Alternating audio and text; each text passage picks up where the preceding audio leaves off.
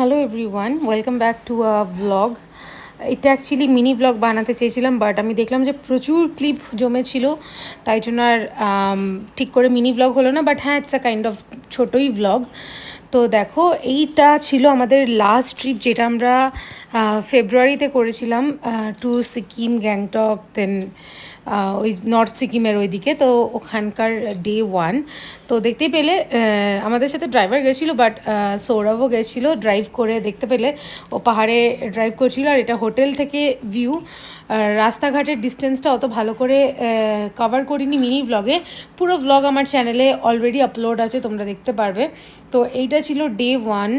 আর আমরা হোটেলে পৌঁছে লাঞ্চ করে সবার আগে আমরা সাইট সিন করতে চলে গেছিলাম। তো এটা একটা ফ্লাওয়ার পয়েন্ট, এখানে ভীষণ সুন্দর সুন্দর ফ্লাওয়ার্স ভর্তি ছিল।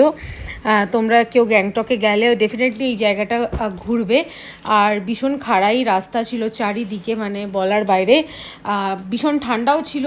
আর ফেব্রুয়ারি মাসে তো আমাদের এখানে অত বেশি ঠান্ডা থাকে না, বাট হ্যাঁ, ওখানে তো ভীষণ ঠান্ডা, পুরো হাত পা কনকন করছিল। আর আমরা বেশ ভালোই উঁচুতে ছিলাম, দেখতে পাচ্ছ মেঘ মনে হচ্ছে পুরো সাইড দিয়ে যাচ্ছে অ্যান্ড অল। তো দেখো, এইটা হচ্ছে হনুমান মন্দির, আর এখানে ইউয়ান দৌড়ে দৌড়ে আসছে।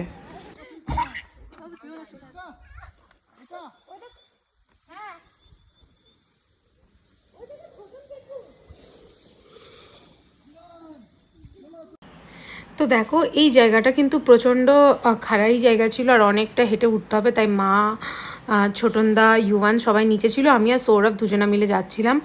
আর ভীষণ ঠান্ডা, জাস্ট পা রাখা যাচ্ছে না, হাত পা শূন্য হয়ে যাচ্ছে।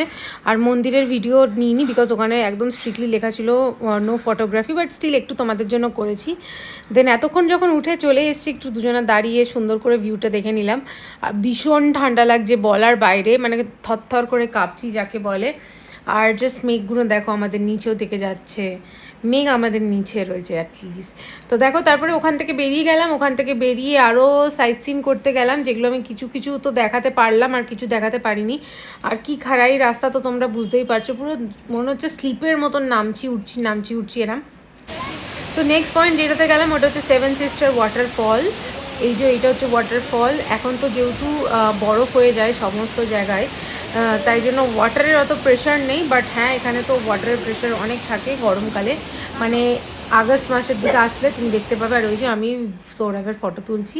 তারপরে হোটেলে ফিরে এই একটুখানি সন্ধ্যেবেলা মল রোডে বেরিয়েছি। ইউয়ান হাঁটছে, আমি হাঁটছি, আর ইউয়ানের পাপা করছে একটু ভিডিও। আর এই যে মল রোডে একটু বৃষ্টিও হচ্ছে, খুব ভালো লেগেছে।